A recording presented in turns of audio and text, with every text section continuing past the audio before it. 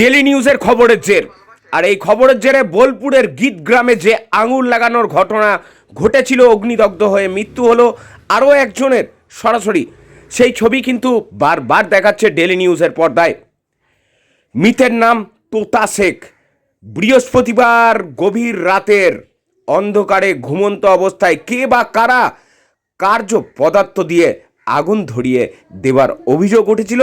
সেই ছবি কিন্তু ডেলি নিউজের পর্দায় দেখানোর পর কিন্তু আজ আটক হয়েছে কিন্তু এক মহিলা।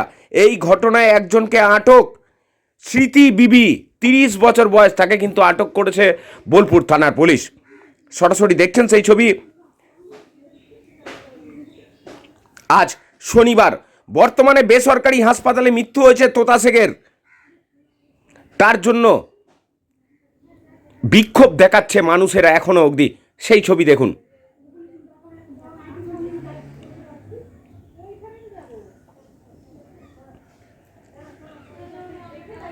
ব্যাপক শাস্তির দাবি করছেন এলাকা মানুষরা, কারণ একটা শিশুসহ মা এবং বাবা কিন্তু মৃত্যু হয়েছে বলে এখনও জানাচ্ছেন ওনারা।